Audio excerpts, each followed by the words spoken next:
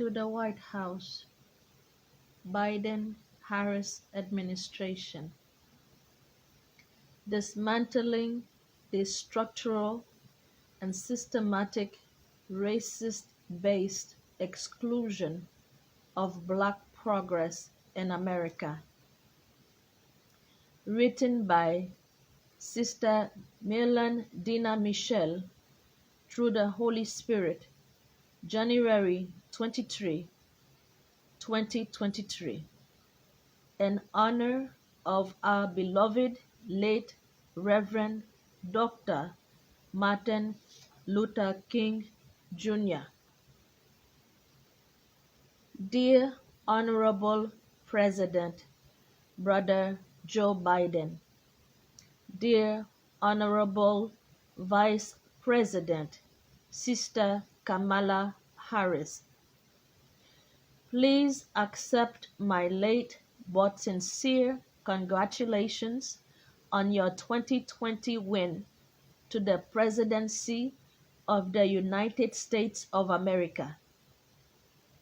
God brought your administration to the White House in a pivotal era where, unless the seeds of racism and fascism is irrevocably dismantled, lawless men will intimidate the course of the democratic process and forcefully relegate the Constitution of the United States of America to its own meaning and coerce the bars of justice to keep guilty men free and the innocent shackled. I am Sister Dina. I am the Haitian-born daughter of a Haitian woman immigrant who bravely took the seas from Haiti into the Bahamas on a sailboat in 1970. My mother is Sister Marie Josette Michel. Though I have been in the United States of America since the tender age of 9, already I had experienced the unfortunate encounter with bondage and oppression. And into my adulthood, I would learn to bend with fear. Don't feel bad for me just yet. No, I am here to report that I no longer live in fear of what man or woman may try to do to me. I is free. However, there is an evil that continually chases my progress, scatters my efforts, and strong-arm my race. I am Black. I am poor, and I speak the heart of many of my people who would, like myself, say, I am tired of being forced to live in the structural maze of poverty designed by white supremacists. President, Brother Joe Biden. Vice President, Sister Kamala Harris.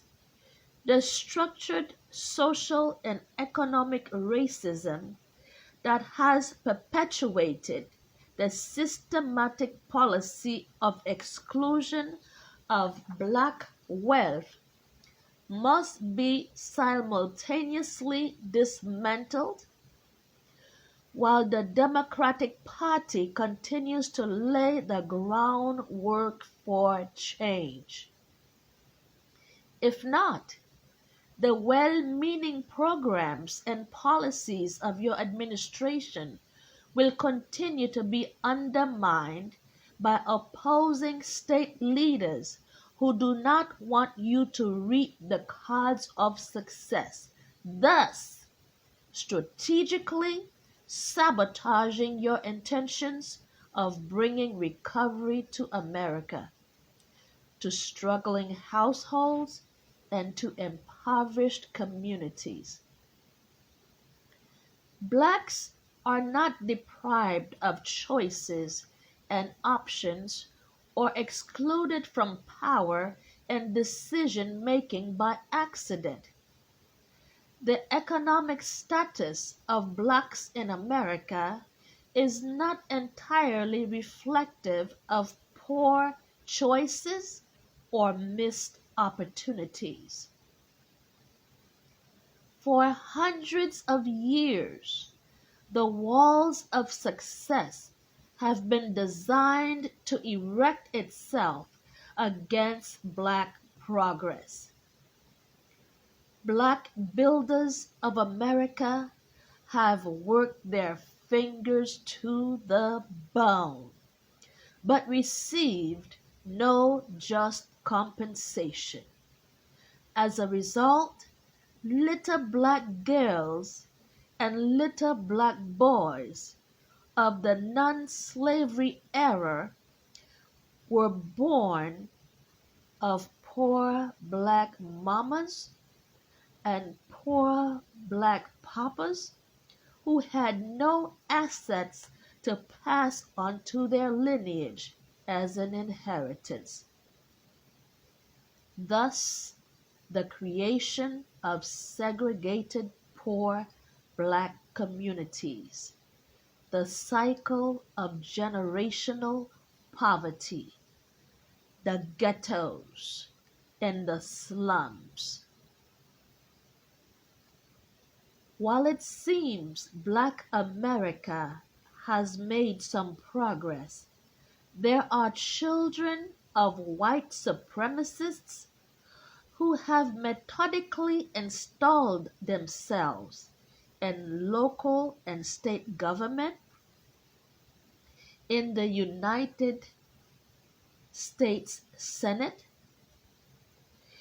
in the U.S. Congress, in federal and state court systems, and control large corporations and universities. This strategic positioning has guaranteed a monopoly for white wealth, and the perpetual culture of exclusivity and premium opportunities for white only.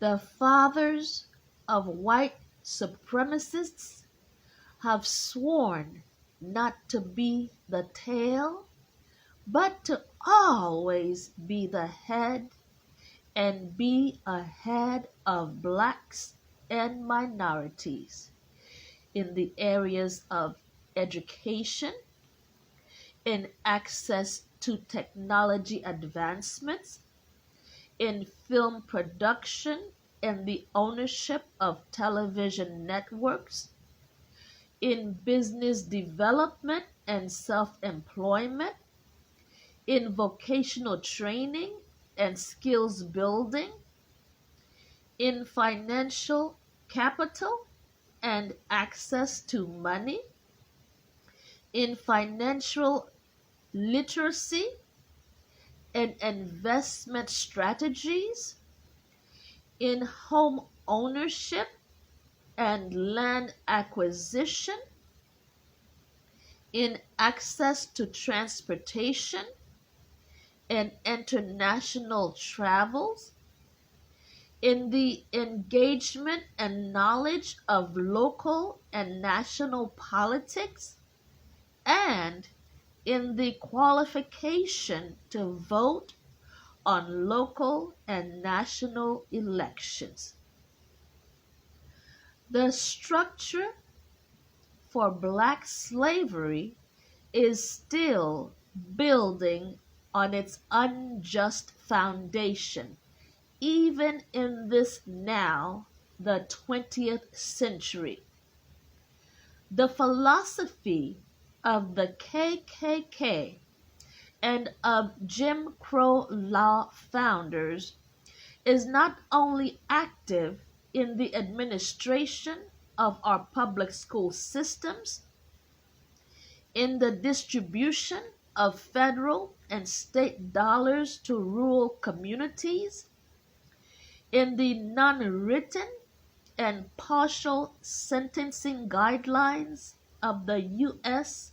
and state justice systems, but white supremacists have also militantly grouped into a synced cell that at a moment's notice will attempt to bring misfortune to any person or group that stands to threaten the segregated norms they have built on for hundreds of years.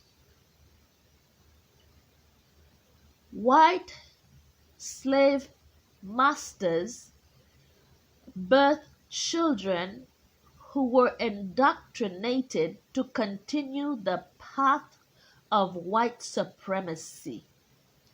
Thus, we have in America generations of white descendants who have been conditioned to view black progress as a threat to maintaining headship and control of blacks.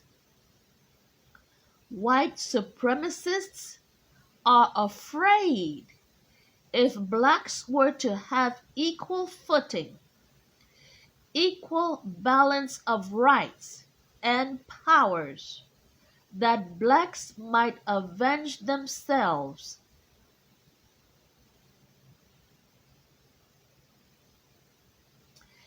That blacks might avenge the senseless killing and mutilation of African ancestors. But this is far from the truth. The majority of African descendants have long wanted to live in brotherhood and sisterhood with their white counterparts. Many blacks have intermarried and formed a union of beautiful and colorful families, with each race sharing untainted love and adopting culture, cuisine, and the formation of a common bond where the word black or white is only a mention on their government identification and not in the couple's love language nor during times of marital conflict. Black America has for a long time wanted to lay a blanket of many colors, where people of all races, people of all colors, and people of all persuasion can be included in and not excluded from the equal opportunity to learn, to compete, to partner, and to build. President Brother Joe Biden, Vice President Sister Kamala Harris. The racist-based structuring of policies that has systematically trampled on the breathing room of blacks in an attempt to keep blacks in their place must be dismantled. Without inclusion in all areas of public and private life, Black America could regrettably say, we have not reached the bars of expectation demonstrated by the exemplary courage, sacrifices, commitment, and tenacity of abolitionists, Brother Frederick Douglass and Sister Harriet Tubman, fathers of the civil rights movement, Reverend Dr. Brother Martin Luther King Jr., Brother Malcolm X, and President Brother Nelson Rolihlahla Mandela, partners in the civil rights movement, President Brother John Fitzgerald Kennedy, JFK, President Brother Lyndon Baines Johnson, civil rights activists Sister Fannie Lou Hamer, Reverend Brother Alfred Charles Sharpton Jr., Reverend Brother Jesse Louis Jackson, Brother Muhammad Ali, President Brother Barack Hussein Obama II, President, Vice President, communities of color need the tools to collectively nurture Black constituents with the basic needs of quality and affordable housing, modern educational and recreational facilities, access to food and fresh produce, community medical care equipped with today's technology, and transportation. State governors rarely visit the poor in impoverished cities. The decision of where money should go can no longer be open to politically based or racist based distribution. Local governments know firsthand what their city needs. The government of each city must be equipped with its own share of federal dollars in order to successfully carry out the rigorous work of building and rebuilding communities of color. This can be achieved through a direct-to-city funding approach with the investment and grants of federal dollars to predominantly Black communities. The racist-based structuring of poverty programs must be dismantled and identified as race-based strategies designed to hinder Blacks from equal participation and equal access to quality education, employment and self-employment opportunities, and the building of assets through land and home ownership. President, Vice President, we need real solutions and want to continue building on the foundation of our late Reverend Dr. Brother Martin Luther King Jr. Direct to city funding on economic and community development projects specific to each city will ensure equal distribution of federal dollars and equal opportunities for Black progress. Black leaders are ready to work just as hard and are willing to sacrifice just as much as predecessors of the civil rights movement. So future generations will not only read the pages of Black progress, but will also recount their individual participation in the building and rebuilding of communities of color. I will demonstrate why it is so crucial to develop and approve a direct-to-city funding approach for dismantling the structural and systematic racist-based exclusion of Black progress.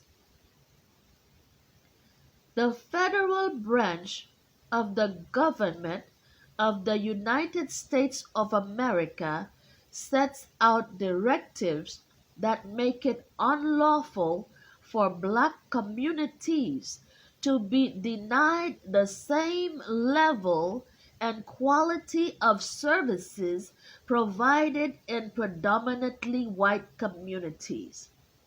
Georgia has some of the poorest cities within the United States of America. Those in rural areas still do not equally receive the benefits of the anti-poverty aid and services that came out of President Brother Lyndon B. Johnson's war against poverty. The Civil Rights Division of the United States Department of the Treasury is charged with enforcement powers to deter racist-based distribution of goods and services by its grantee recipients of federal dollars, whom, through a non-discrimination agreement, agrees that its entity will design their programs and administer the United States Department of the Treasury funds in a manner where all people will have equal access to apply and equal consideration to receive services or assistance. That no person shall be blocked, barred, or discouraged from applying for needed assistance due to race, color, or national origin, age, sex, disability, language barrier, or limited English proficiency. That no person shall be deterred or denied access to the U.S. Department of the Treasury funded assistance or services due to illiteracy or limited reading comprehension, lack of technology, cell phone, computer, internet access, limited or no knowledge of web browsing, having a mental health disorder, a cognitive disorder, a chronic and severe physical ailment, or an addictive disorder that may make it difficult or too traumatizing to navigate the program's application process without the reasonable accommodation of technical staff that can assist prospective applicants with completing their application process. Grantees of the United States Department of the Treasury receive funding and are given the liberality to design their programs, hire the projected number of staff necessary, develop an engaging online platform with IT personnel ready to mitigate required updates, revisions, and corrections, as well as design a face-to-face application process for non-internet users and other of its applicants whom their online platform may not be appropriate for or accessible without technical or hands-on assistance. Even with these federal protections from the U.S. Department of the Treasury, the Georgia Department of Community Affairs, DCA, under the leadership of Commissioner Brother Christopher Nunn, denied approximately 60% of their tenant applicants for the Emergency Rental Assistance ERA program, a COVID pandemic relief designed by your administration to provide urgently needed rental assistance to struggling renters suffering financial hardship and to displaced renters needing hotel/transitional assistance after becoming homeless during the pandemic. Bullet points. The Georgia Department of Community Affairs, DCA, received a total of $989 million of ERA-1 and ERA-2 funds from the U.S. Department of the Treasury. On October 28, 2022, without a 30-day notice, without a 10-day notice, without a 1-day or 24-hour notice, DCA announced on its ERA website it will no longer accept any new ERA applications, nor will it accept any recertification requests by approved ERA applicants. Even applicants/beneficiaries who had not received the maximum of 18 allowable months of the COVID-19 pandemic relief to renters. DCA left families facing evictions and those who were temporarily sheltered in hotels with no help and no recourse.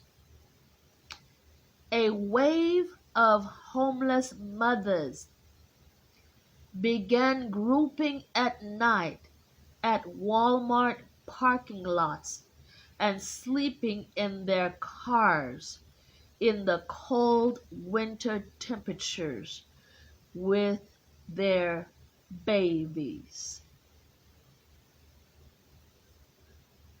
On October 28, 2022, when DCA abruptly shut down their ERA program, DCA had committed only $830 million of its $989 million and had approximately $159 million available ERA funds that could still be distributed to struggling households with an income at or below 80% of the area median income, and a priority given to households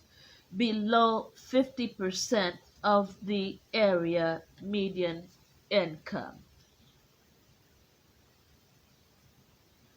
On January 2, 2023, my interview with WSB-TV's Channel 2 Action News aired.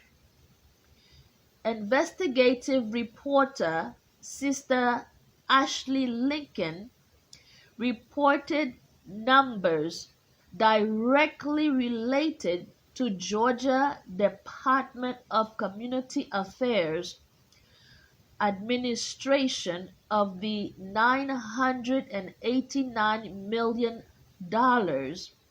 of emergency rental assistance funds issued by the U.S. Department of the Treasury.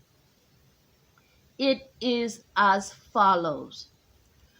Total number of applicants 186,110. Total number of tenants/landlords paid out more than 56,000 tenants and 8,800 landlords. Total number of denied applications approximately 60%.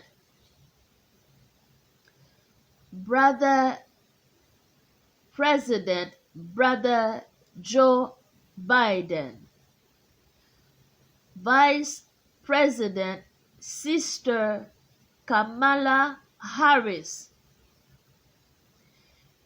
This is not 60 or 600 or 60,000. This is 60% of a combination of struggling renters and homeless displaced renters, directly or indirectly impacted by the COVID-19 pandemic. Most of the 60% of applicants denied are likely from predominantly Black and rural communities. Some of the 60% denied may have been people with disabilities, applicants who are illiterate or are not English proficient, and applicants who are homeless and have no access to a computer or to internet